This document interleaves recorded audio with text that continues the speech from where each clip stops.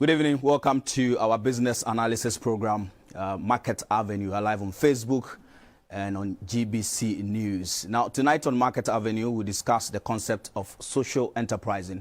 We'll have a conversation with two wonderful people who are not only maximizing profits in the line of business, but also maximizing benefits to the society and the environment in which they operate. In 2015, Evelyn Deladem Ansi quit her job as a communications person for a very popular school in Ghana to start Nurturing Dreams Ghana. The enterprise equips women and youngsters from deprived communities with soap-making skills. Some years on, the company is now targeting the export market. In a short while, we'll speak to Deladem and the husband who together manage Nurturing Dream. But before we do that, let's go for our biz language for tonight.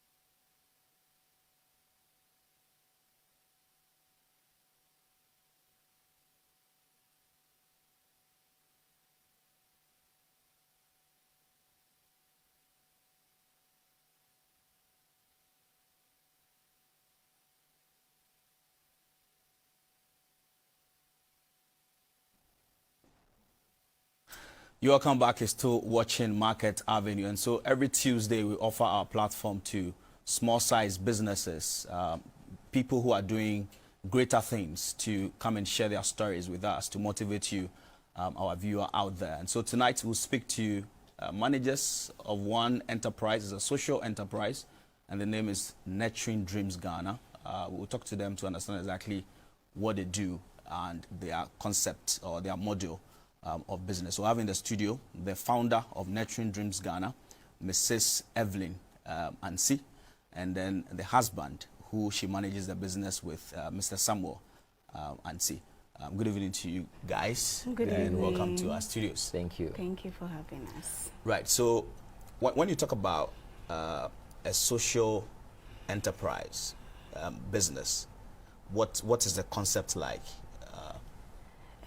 Social enterprise is simply doing good through business. Okay.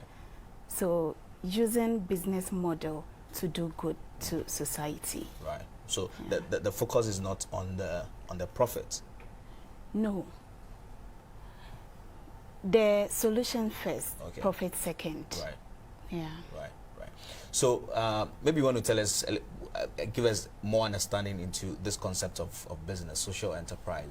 Yeah, social enterprise is, as she said, is about helping the society. There are a lot of, I have a problem with NGOs a bit, because it's like you are more or less about soliciting for funds, you know. But with social enterprise, you internally generate the funds, and then you're able to, instead of consuming all the profit. You use the profits to, and in turn, help the society. So it's more or less less dependent on people to support an idea about how you want to help the society. You use your model, generate small profits, amount of profit, Sure. and then use the profit to help the community. So that is the understanding. But at the end of the day, you still get some grants from somewhere else. Okay, so Nurturing Dreams Ghana has been with hubs. Okay. You know, before you go into business, this is also business. Sure. Just that it's more of doing good to society. Right. But you also need certain business skills to be able to manage this properly. So I have been with certain hubs, Hyperspace.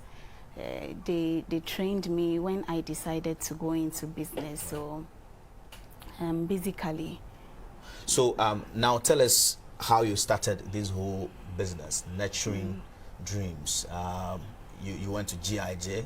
You are supposed to be a journalist. Yes. You worked with some organization some time ago, and all of a sudden you decided to quit. I mean, what was the motivation, and how has the process been so far? So journalism for me is solving problems. Sure. You know, looking at the problems in the communities, telling stories from the communities, and then seeing what you can do, use your influence to do, you know, to solve those problems. So I have practiced, you know, had some things with a lot of media houses, and then, you know, practiced public relations as well with about 3 organizations, and I determined that my truest passion is actually running this thing, running it the way I think is morally and ethically right, and then, you know, have the time freedom to be able to impact as many people, you know, as I want to. You mentioned ethics and morals. Yes. What was wrong with the previous establishments? Not the establishment per se, but you know, the workplace. Right. There are a lot of things that stifles growth. When you are in The corporate environment. yes, a corporate environment, there are a lot of things that, you know, goes on. Let me say it's more of character. Right. That makes it difficult for growth, you know, to happen. Right. And when you are in such an environment, you wouldn't be able to do the kind of good that you want to do, maybe because of the people that you work with and how they think, how everybody think. But if you are managing your own organization, you could decide, like I train talent from scratch. It is very difficult to modify character when you are old and gray. Right. So I take young people who are still forming, and then I build the character in them that I think supports holistic business growth, and then I work with them. Right. And so mostly these people are people we even take care of, you know, in school. Through the business that we do, we fend for them in school, and then we teach them the values of work. Right. Yeah. Right. So you'll be telling us about whether this whole enterprise is profitable. I mean, how the cash, you know, inflows has been so far, the challenges and all that. But Samuel, I want you to give us more insights. Apart from training the young guys, what exactly do? You do some soap making and all that. Which other products? So the company has training, mentoring, coaching, and then the manufacturing. Sure. So that's what the whole. So this manufacturing aspect is what fits into being able to do the social good that we are talking about. Right. Okay. So what do you manufacture? Yeah. So we have African black soap. black soap. Okay. We have we make herb teas actually. Sure. All that we do are serious research backed, backing all that we do. And then before the manufacturing, I want to talk about the fact that many times we want to encourage entrepreneurship among graduates. Right. But what we've realized as a company is that encouraging final year students to become entrepreneurial, I think, is too late. Right. we need to go back to somewhere, let's say SHS level, and then guide them GHS. through. Okay, yes, GHS. But the current batch of children we have now, we pick them from class 5. Right. Now they are in GHS 2. Okay. The first batch are in SS3 now, Right. and then the last batch are in GHS 2. Okay. We started with class 5. Look at the journey, you know. And then if you look at the way they are working, I bet you in the next 10 years, the kind of things that this crop of people that we are grooming, you'll be amazed at things that. Do you have the machinery? I mean, you acquired the machinery yourself for the Yes. tea making and the soap making and all that? Yes. So one thing we also do is, you know, through shared economy, now Okay. you are able to do smart things with very little resources. Sure. If you want to go into herb tea production, like for instance, this tea that we produce, a lot of people have ideas. They have herbs that works. So if you want to go into the production of this, you could just bring your herbal mixture and then we will bag them for you using our equipment. We have the license to produce this. So we've been bagging for a lot of professors who do not have time. In KNUST, they bring it and then we bag and then charge something very little. Do you work with CSR? No. All right. But when we started, we went there. They gave us the necessary support, you know, made our takeoff very easy. Right. But currently, there is nothing much we do with them. Tell me how this business has been ever since you started. I mean, since 2015. Were there times where you felt you just wanted to quit and go back to corporate environments? My why is too strong. Right. The kind of young people that depend on what I do, to me, that pumps me up in every way. Okay. I cannot stop this. I mean, challenges are normal. Nobody tells us that when you're starting business it's easy. Nobody even tells us when you're starting anything is easy. I've never heard that before. Yeah. When you're working in a corporate environment, I have done so before, and that's definitely not for me.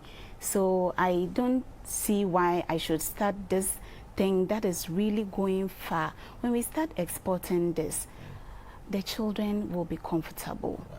But when do you hope to start exports? I thought you guys were doing that already. Yeah, Looking at the we are- on volume. small scale. We are The actually volume doing. of, We are actually doing. soap. It's on a small scale actually. Right. We have the workforce.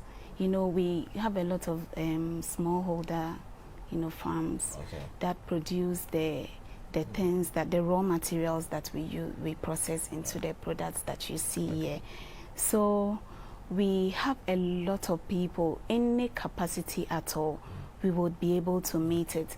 So are you going to be like an aggregator kind of? So you're going to be buying maybe semi-processed and then you No. process and then you export? We get Or you're the gonna do raw the final? material, Okay. yes, when the farmers bring this, and then we process it into the end product that So you how see. challenging is it to handle the business side Yeah. and to handle the social side Exactly. of what you do? You're telling me about how you decided to get some grants for some people Yeah. to start business and that didn't go well and all that. You see, I have a personal value. There is something that I believe in. I'm against handouts, charity. Okay. You know, there are certain communities where I am motivated by the children. It is because of the children and the way they live, how our children are hungry in fertile land.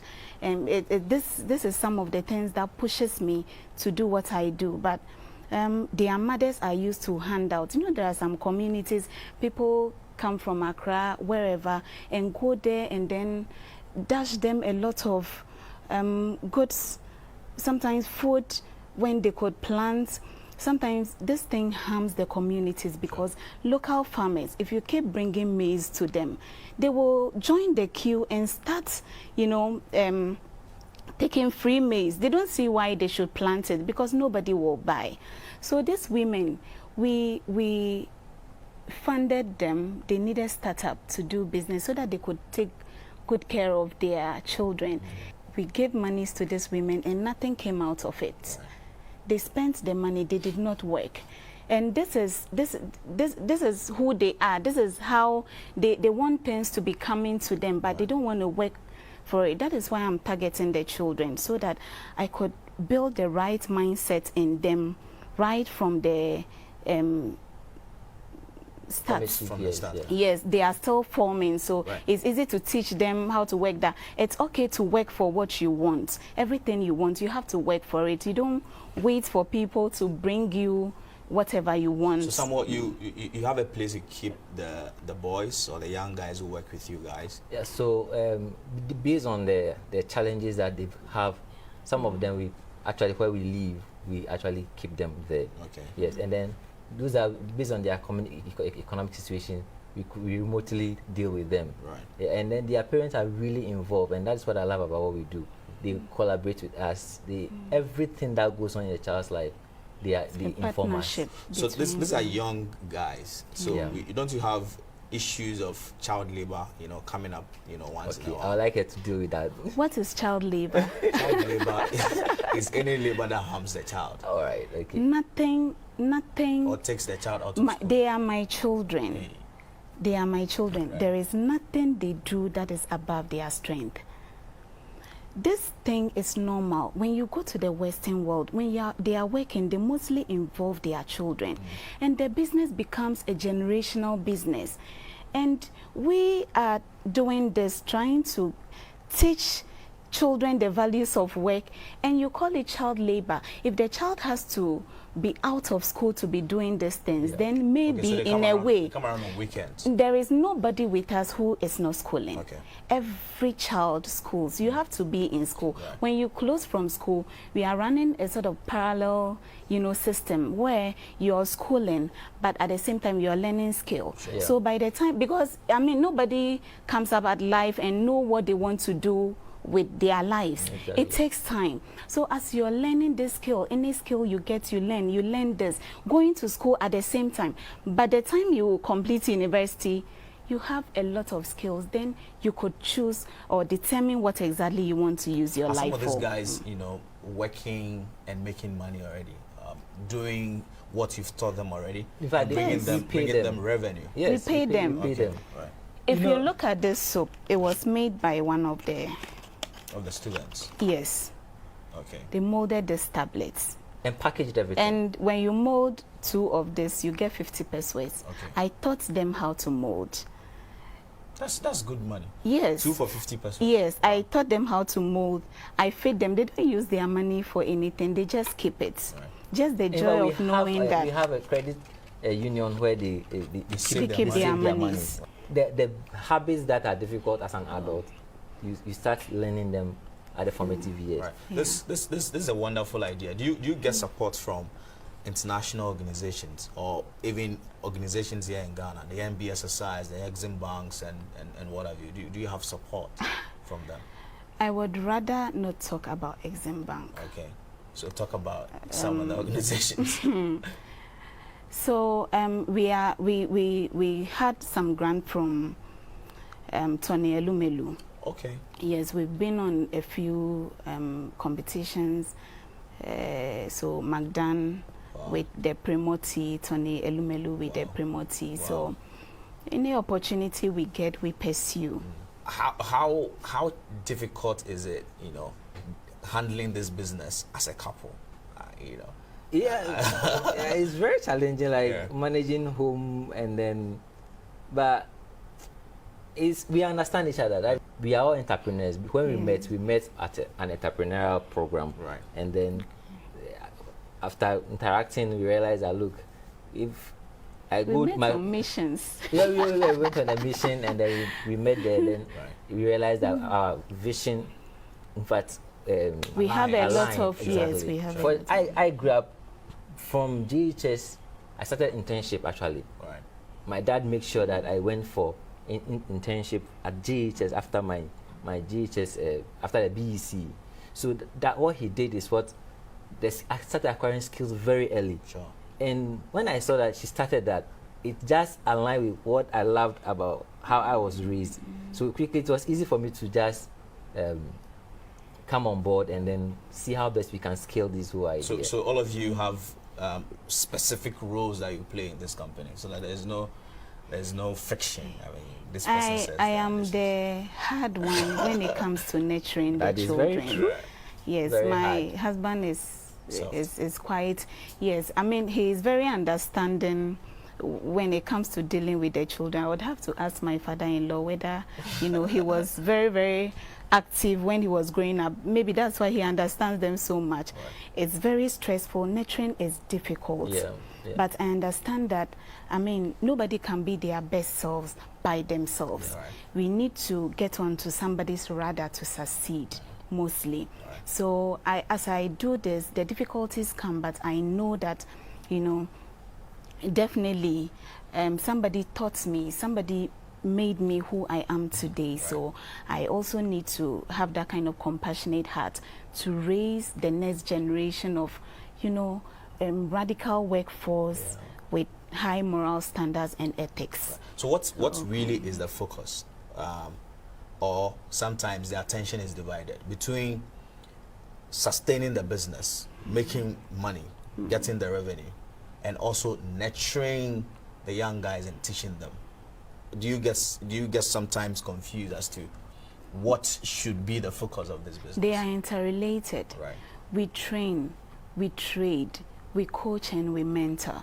And all this, there is a pivotal role, you know, being played. It's all intertwined. So when you come to Nurturing Dreams, you get to go through all this.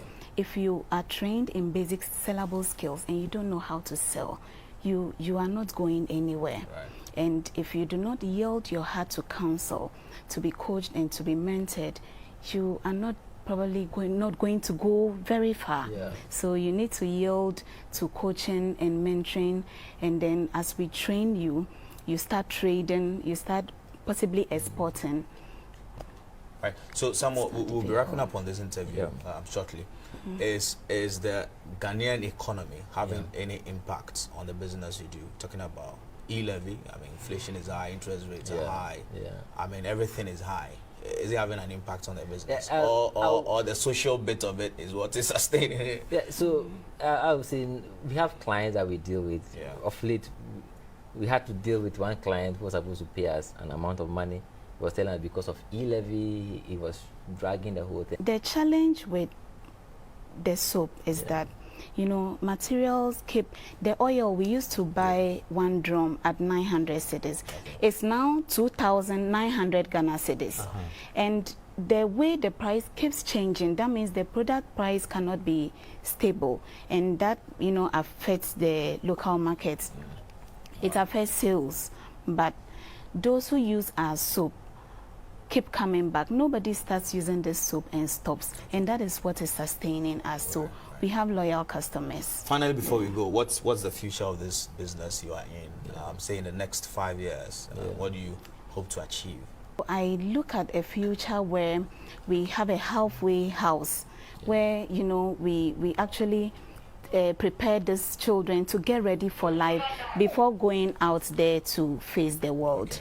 So that is what we are looking at, and then we are looking to become the biggest exporters of, you know, herb teas and then African black soap. A final word. My final word is that don't let the children reach final year of university before you start pushing them into entrepreneurship. It's too late. Right. Parents who have the opportunity to do that now, especially when they are in JHS now, find every means to look. We have to support the government in that aspect of getting people employed. Right. So whatever you need to do to start making them acquire the necessary skills, do it now. Right. Thank you very much. And this is how we wrap up Market Avenue.